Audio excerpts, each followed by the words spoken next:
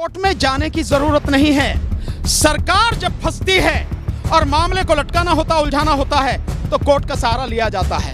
अगर ये मामला कोर्ट में चला गया तो सरकार ये कह के साफ बच जाएगी, भैया मामला सब जुडिस है, कोर्ट में पड़ा, हम कुछ नहीं कर सकते। इसलिए कोर्ट में जाने की जरूरत नहीं है। लड़ाई सड़क पे है, सड़क पे लड़ो। किस बात का कठोर कानून चाहिए सरकार को? अगर कठोर कानून की बात है तो सबसे पहले ये जो नेता हैं, इंक्लूडिंग प्रधानमंत्री और गृह मंत्री, पहले इनको अरेस्ट करके जेल में भेजा जाए। अगर कठोर कानून की बात है, एक लाइन लिखनी है कि ये कानून कल से लागू किया जाता है और आप नोटिफिकेशन के लिए दे देंगे तो गजट में छप जाएगा रातों रात में। क्या दिक्कत है? ड्राइवर्स को लेकर केंद्र सरकार एक नया कानून लेकर आई है। ड्राइवर्स इस कानून को काले कानून का नाम दे रहे हैं। हमारे साथ बातचीत करने के लिए सुप्रीम कोर्ट के वकील भानु प्रताप जी हैं। सर, बहुत स्वागत है आपका।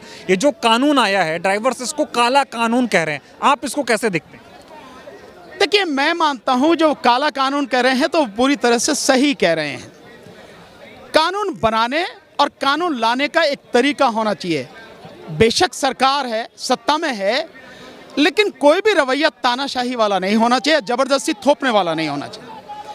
कोई भी कानून बनाने के लिए और विशेषकर क्रिमिनल लॉ बनाने के लिए एक आधार है, और वो आधार है कि चाहे 100 के 100 गुनहगार छूट जाएं, किसी भी बेगुनाह की सजा नहीं होनी चाहिए। इसके अलावा जब तक सिद्ध नहीं हो जाए हर व्यक्ति निर्दोष है। इस आधार को ध्यान में रखते हुए कानून बनाया जाना चाहिए। ये जो कानून आप लेकर आए हैं, सरकार बताए कि क्या इससे पहले उन्होंने जो यहाँ पर ड्राइवर्स हैं, जो इनकी एसोसिएशन है, ट्रांसपोर्ट डिपार्टमेंट के लोग हैं, मतलब ट्रांसपोर्ट एसोसिएशन वगैरह के जो लोग हैं, जो आम जनता है, क्योंकि इस देश में हर तीसरा व्यक्ति ड्राइवर है। भाई, आप मोटरसाइकिल चलाते हैं तो ड्राइवर हैं, मैं भी अगर स्कूटी चलाता हूं तो ड्राइवर हूं, कोई स्कूटर गाड़ी चलाता, सब ड्राइवर हैं, केवल बस और ट्रक वाले तो नहीं हैं। सो जब इतनी बड़ी पॉपुलेशन को इफेक्ट करेगा कोई कानून, तो आप सोच समझ के लाएंगे ना। क्या आपने उससे पहले कोई आंकड़े कलेक्ट किए? आंकड़े कैसे? इससे पहले आप एक कानून लेकर आए थे, जैसे इसमें जुर्माना बढ़ाया गया, सजा बढ़ाई गई है। पहले भी था कि 2000 का जुर्माना 10,000 कर दिया, 1000 रुपये का जुर्माना 8,000 कर दिया, 5,000 कर दिया। वो लेकर आए, और वो लेकर इसलिए आए कि ताकि एक्सीडेंट कम हो। यही तो था। आपने क्या आंकड़े इकट्ठे किए कि जो आप कह रहे हैं वो जो कानून लेकर आए थे उसके बाद स्थिति में कोई सुधार हुआ? कोई सरकार ने आंकड़े देखे क्या? लोगों के सामने रखे क्या? नहीं रखे। आपने इनसे बात नहीं की, किसी से भी बात नहीं की, और आपने लाके कानून थोप दिया। अब जो कानून आप ला रहे हैं, जो पहले कानून आप बनाए, उससे सुधार होने के बजाय स्थिति और बद से बदतर होती गई, कोई फर्क नहीं पड़ा। अब आप कानून ला रहे हैं कि आप 7 लाख रुपए जुर्माने और आप जो है 10 साल की सजा। ये केवल और केवल इन कमजोर और गरीब ड्राइवरों को, और साथ साथ में इनके जो ट्रकों के, बसों के, गाड़ियों के जो मालिक हैं, उन सबको, केवल एक को नहीं, इन सबको पुलिस के हाथ में शोषण होने के लिए आप छोड़ रहे हैं।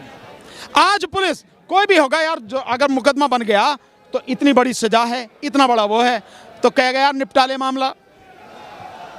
मामला। उस निपटाने में जो शोषण होगा, 7 लाख रुपए की जगह कभी लाख रुपए में, कहीं 2 लाख रुपए में, कहीं 3 लाख रुपए में, कहीं 50,000 में, जिस तरह से वो वसूली होगी पुलिस के द्वारा और ट्रांसपोर्ट डिपार्टमेंट के द्वारा, जो आरटीओ, एआरटीओ वगैरह ये सब हैं, इनके द्वारा, उनके हाथों में इस जनता को आप पूरी तरह से मजबूर जनता को आप छोड़ना चाह रहे हो, ड्राइवरों को छोड़ना चाह रहे हो। सरकार के कुछ लोग इसमें ये आरोप लगा रहे हैं कि अगर ऐसे ही देश में हर कानून का विरोध होने लगा तो कोई कठोर कानून इस देश में आ ही नहीं पाएगा। किस बात का कठोर कानून चाहिए सरकार को? अगर कठोर कानून की बात है तो सबसे पहले ये जो नेता हैं, इंक्लूडिंग प्रधानमंत्री और गृह मंत्री, पहले इनको अरेस्ट करके जेल में भेजा जाए। अगर कठोर कानून की बात है, सबसे ज्यादा अपराध, सबसे ज्यादा अन्याय ये लोग कर रहे हैं, और अपराधियों का और गुंडों और मवालियों का सबसे ज्यादा संरक्षण मोदी जी कर रहे हैं। एक पे आरोप लगाते हैं कि 70,000 करोड़ का घोटाला किया, दूसरे दिन आके उसे उप मुख्यमंत्री बना देते हैं। क्या हो रहा है ये सब तमाशा? तो ये, और अगर अपराध करने हैं तो अभी हुआ ना, काशी विश्वविद्यालय में, हिंदू विश्वविद्यालय बनारस में, बीजेपी आईटी सेल के 3 लौंडे थे, लड़के, उन्होंने गन पॉइंट पर उस लड़की के साथ में आईआईटी की जो छात्रा थी, गैंगरेप किया। पहले ऐसे लोगों के खिलाफ कार्रवाई करो आप, इन गरीबों के खिलाफ नहीं, जिनको आप मतलब उनकी गर्दन दबोचने पर आप तुले हुए हैं। ये समझने की जरूरत है। तानाशाही रवैया है क्या कि विपक्ष जब सदन में नहीं मौजूद था आपने 146 सांसदों को निलंबित कर दिया, उस दौरान इस कानून में आपने संशोधन किए? निश्चित रूप से इससे बड़ा क्या होगा, ये इसीलिए तो किया जा रहा है। विपक्ष के 140 सांसदों को इसलिए तो बाहर निकाला गया कि जो कानून सरकार लेकर आ रही है उस पर चर्चा ही ना हो पाए और वो ध्वनि मत से पारित हो जाए, जो हो रहे हैं 2-2 मिनट में कानून पारित हो रहे हैं। जनता से जुड़े हुए जो कानून हैं, जनता को इतनी बड़ी संख्या में प्रभावित करेंगे, उन पर चर्चा नहीं होनी चाहिए प्रॉपर तरीके से? क्या वो स्थायी समिति को भेजे नहीं जाने चाहिए? वो क्या और जो कमेटियां बनी हैं इस सिलसिले में उनको वो कानून भेजे नहीं जाने चाहिए? वहां बाकायदा एक्सपर्ट से और लोगों से सारी चर्चा करने के बाद में वो कानून नहीं लाए जाने चाहिए? इसमें दिक्कत क्या सरकार को?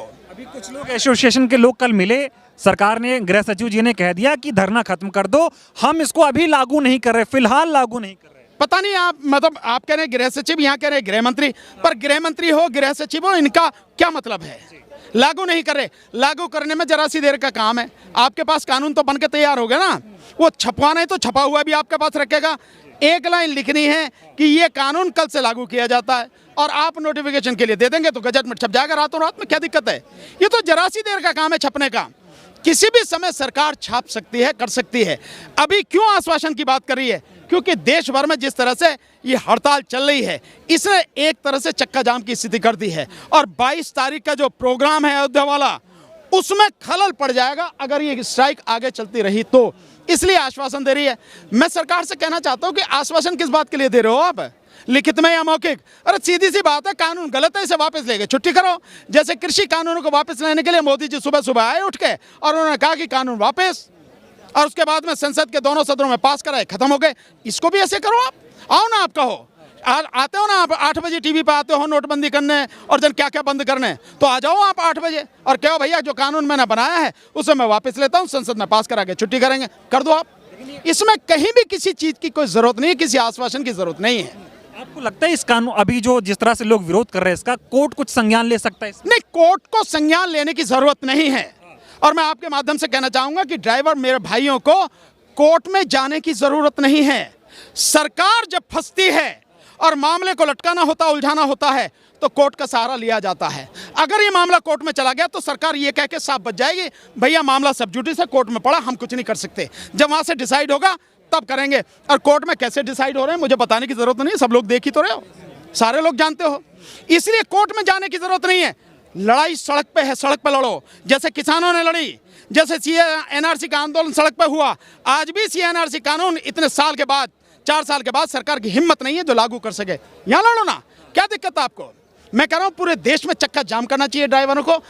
अगर स्थिति केवल चक्का जाम करें तो उनको ध्यान में रखें, जो मरीज हैं, जो बीमार लोग हैं, जो एम्बुलेंस है, उन्हें ना रोकें, उनका रास्ता ना रोकें, उन्हें आने दें, उन्हें जाने दें, वो हमारे अपने ही लोग हैं, उन्हें दिक्कत नहीं होनी चाहिए। दिक्कत सरकार को होनी चाहिए और सरकार को दिक्कत हो रही है तभी सरकार बातचीत की बात कर रही है। और दूसरा, जब बात करने जाओ भैया अच्छे से आदमी भेजना, वो सरकार के दलाल मत भेज देना। इस देश में दलालों की कमी नहीं है, सरकार के पास पैसा अंधाधुंधा, खरीदने वालों की भी कोई मतलब बिकने वालों की भी कोई दिक्कत नहीं है। बहुत लोग बिक रहे हैं तो उन पर भरोसा नहीं करना। ड्राइवरों से मेरी निवेदन है, अपनी एसोसिएशन बनाएं, अपने जो मजबूत ईमानदार अच्छे साथी हैं उनकी कमेटी बनाएं और उनको भेजें वहां से मिलने, और उनको ये कह के भेजें कि जो भी बात करके आवे पहले हमें बताइए, हाँ मत करिए हो। सरकार से हाँ करने से पहले हमें बताना कि ये बात है। जब हम इस बात से सहमत हो, हाँ कि हाँ आप बात करो, इसको फाइनल करो, तभी करना। नहीं तो नेता कभी भी धोखा दे सकते हैं, देश इस बात को जानता है। अगली सवाल, 24 में चुनाव है, चुनाव से पहले इस तरह का कानून पास कराना, उसको लागू करना, सरकार की इसमें क्या मंशा नजर आती है? 2024 के मतलब चुनाव हैं, उनको आसानी से जीत सके सरकार, कोई भी किसी कोने से विरोध न कर सके, और विरोध करे तो उसकी गर्दन दबा दी जाए। सिर्फ इसी के लिए ये कानून लेकर आई है सरकार। और ये कानून इसलिए लेकर आई है कि जब ईवीएम से चुनाव सरकार जीतने की सारी कोशिश करेगी, उस समय इस सरकार के खिलाफ कोई भी कुछ ना बोल सके, कहीं से लोग इकट्ठे ना हो सके, कहीं इधर उधर आ जा ना सके। इसके लिए सारी चीजें की जा रही हैं। ये तो हड्डी बनता हुआ दिखाई दे रहा है ना, विरोध हो रहा है ना, देखिए आप भी आए। बिल्कुल हड्डी बनना चाहिए और सरकार को समझ जाना चाहिए कि अभी भी अगर आप नहीं मानोगे, कानून वापस नहीं लोगे, तो स्थिति इससे भी भयानक होगी।